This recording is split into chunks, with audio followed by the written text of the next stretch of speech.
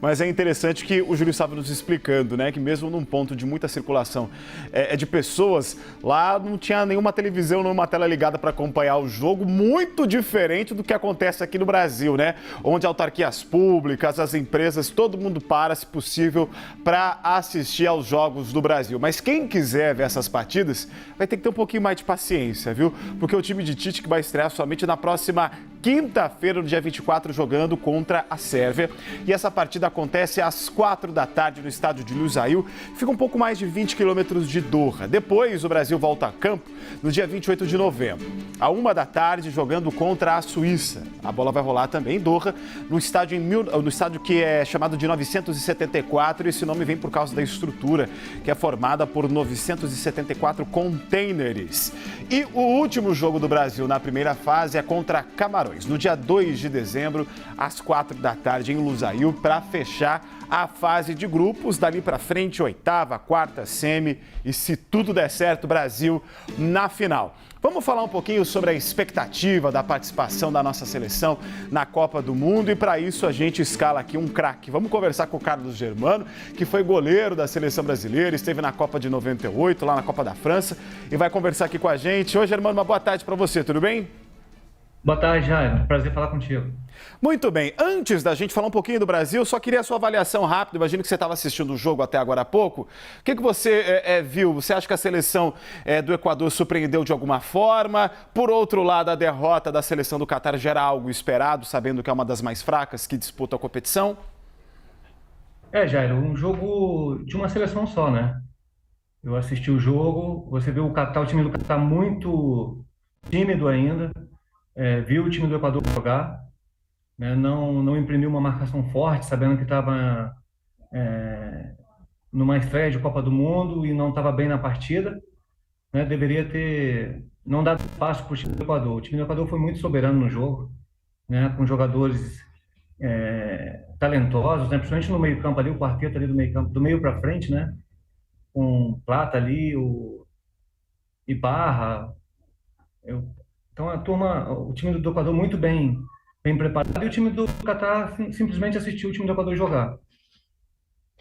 Vamos fazer o seguinte, então, a gente até aproveitar durante a nossa entrevista, Germano, a gente tem imagens lá de Alcor, né? No estádio Al Bayt, olha só, foi onde aconteceu a partida inaugural. Agora no Catar, você está vendo um estádio muito bonito, né? Ele tem um formato de tenda que lembra todos aqueles que utilizam o deserto como a sua morada, como a sua moradia, falando de toda essa parte da característica da cultura árabe, daqueles que habitam toda a região ali do Oriente Médio. Um design muito bonito. Agora há pouco o Germano estava explicando para a gente, fazendo análise de jogo. Infelizmente, nós não tivemos uma grande partida por lado da seleção do Catar, mas a gente espera ver próximos bons jogos. Falando, inclusive, sobre a possibilidade de um jogaço, vamos falar um pouquinho, então, da seleção brasileira. Germano, você que já esteve na seleção em 98, aquela época a gente estava com uma pressão danada em cima da seleção, na expectativa do Penta, né, que veio somente depois, no ano de 2002. Como é para você trabalhar essa expectativa, entrando em campo, dessa pressão da torcida querendo mais um título, entrando em campo de fato com uma da seleção que era uma das favoritas à época, e como é que você vê lidar com essa pressão hoje na seleção do Tite, que é uma seleção um pouquinho mais testada, né? Esse elenco aí que o nosso técnico já tem testado pelo menos de forma parecida com alguns jogadores aí há cerca de 6 anos. Bom, Jairo, em 98 a gente vai para uma Copa do Mundo e o recém-campeão era o Brasil, né? Então, uma pressão enorme, né, com vários jogadores na seleção de 98 que haviam sido campeão do mundo em 94, né, com o melhor jogador do mundo na nossa seleção, que era o Ronaldo Fenômeno, né, fazendo a dupla de ataque com o Bebeto, o Dunga, nosso capitão. Então, a gente tinha um timaço, o time foi bem até as finais, muito bem, né, durante toda a competição, e a pressão realmente é muito forte, né, porque o Brasil sempre é o favorito, sempre, em qualquer Copa do Mundo, em qualquer jogo que o Brasil entra, ele é o favorito. E agora não vai ser diferente, né?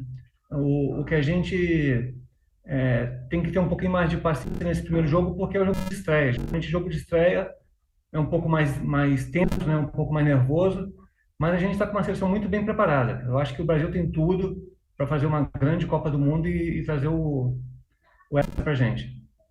Germano, quando saiu a escalação da seleção brasileira, o nome de Daniel Alves causou muita polêmica, né? Muita gente reclamando, chiando, dizendo que ele não estaria nas melhores condições físicas, inclusive porque já não jogava há um bom tempo. Na sua avaliação, se a nossa discussão é sobre a presença ou não de um lateral que provavelmente vai ser reserva, é possível dizer que a nossa seleção está num patamar razoável, está bem, porque nós temos uma qualidade de peças de reposição? E digo isso num contexto em que dessa vez nós temos até a escalação de número maior de jogadores do que em comparação com as Copas passadas? Acho que sim. O Brasil, em relação ao Daniel, né, que foi a primeira pergunta, o Brasil, eu achei muito necessária a convocação do Daniel Alves. Né, um jogador de confiança do Tite, né, o Daniel já de algumas disputas de Copa do Mundo no seu currículo, e é um independente já se ele vai jogar ou não. O Daniel Alves é um líder positivo, aquele cara que, se o Tite precisar, ele vai entrar e vai jogar, né? Tanto pela lateral, como também, de repente, pode usar o Daniel Alves como meia ofensivo, porque ele tem qualidade para fazer isso. E é um jogador que, fora do campo, vai ser o líder positivo, que vai chamar essa garotada, né? Você vê que o nosso ataque, tirando o Neymar, um ataque jovem, né? Que vai precisar realmente do pessoal do lado ali, chamando a atenção para o jogo, né? Para uma Copa do Mundo. E o Daniel Alves, acho que vai fazer esse papel muito bem, né? Eu acho que é um jogador de confiança do Tite, né? E tem condições de estar na nossa seleção brasileira, sim. Senegal sem Mané, Bélgica por enquanto sem o Lukaku, agora França sem Benzema. Nós tivemos aí uma série de perdas, né, para várias seleções importantes, né? O Senegal é hoje a principal seleção do continente africano, a França a última campeã. Nós temos também a qualidade da Bélgica, que nos eliminou na Copa passada. Diante dessas perdas, como é que você avalia o cenário para o Brasil, mesmo que não haja, pelo menos num primeiro momento, ali o confronto pela questão dos grupos com algumas dessas seleções, mas isso pode ser positivo para a nossa seleção de alguma forma? Estas seleções, ao seu ver, viriam mais fracas, uma vez que muitas delas são jogadores dependentes, né? Dependem muito daquele atacante, muito daquele meia? Exatamente. Algumas seleções, a bruxa está solta, né? Tem que tomar cuidado. Você vê grandes nomes aí, de grandes seleções, ausente por contusão. É muito ruim isso. O cara se prepara uma vida inteira para estar numa Copa do Mundo, né? Pelo seu país, jogadores referências para o seu país, e que todo um povo, toda uma população conta com ele em campo, né? Para fazer a diferença para a sua seleção, e de repente esse jogador de fora de uma Copa do Mundo. É muito ruim isso, entendeu? E a gente tem que tomar cuidado, né? Tem que estar preparado para isso, porque em relação à convocação do Tite também, desculpa, Jair, voltando um pouquinho, Por favor. foi diferente esse ano, né? O Tite aí teve uma lista de quase 50, 55 jogadores e leva para uma convocação final aí 26, né? Então a gente, quer dizer, todo um processo de avaliação que o Tite teve, né, durante esse período todo, né, que já vem diante da nossa seleção brasileira, né, podendo ter essa possibilidade, essa facilidade de levar os melhores, né? Então é por aí também. Agora, em relação a esses jogadores, Mané, fica de fora de uma Copa do Mundo, Benzema, é muito ruim para a própria Copa do Mundo, né? Não somente para o seu país, mas para a Copa do Mundo, que a gente quer ver as grandes estrelas desfilando nos gramados do Catar, né? Na quinta-feira contra a Sérvia, na sua avaliação em campo, quem nós devemos prestar muita atenção? Quem que você acha que pode ser um destaque muito positivo para o Brasil? A gente ainda conta com todo o talento e habilidade do Neymar, ou a gente pode ter boas surpresas em relação ao restante do elenco? Não, totalmente. Eu acho que, independente do Neymar, que é o nosso melhor jogador, maior jogador do país na atualidade, do mundo também, a gente tem um time. A própria convocação do Tite já diz o que ele pensa para uma Copa do Mundo, né? Não vai ser um time que vai ficar somente. Tem um toque de bola muito refinado, mas é um time que vai jogar para cima. Pode ter certeza. A gente viu isso nas eliminatórias, viu isso na Copa América. A seleção brasileira está preparada para fazer isso. Tanto é que um número enorme de jogadores para o ataque, né? Então, acho que o Tite já vem pensando nisso muito, muito inteligente. O Tite já vem pensando durante esse período todo. E não somente o Neymar, que a gente quer que ele faça a melhor Copa do Mundo dele, que traga o Hexa para a gente, mas também jogadores como Antony, Paquetá, disputando a primeira Copa do Mundo. A gente tem totais possibilidades de, através da qualidade desses jogadores, poder fazer a diferença, né? fazer a diferença. A gente tem um sistema defensivo muito bem consolidado, isso é importantíssimo.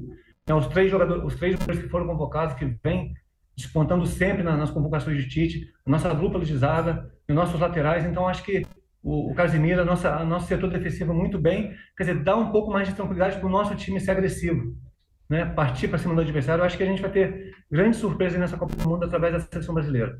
Maravilha. Conversamos com o Carlos Germano, ex-goleiro da seleção brasileira em 1998. Estou encerrando rapidamente. Você arrisca um palpite para o nosso jogo contra a Sérvia?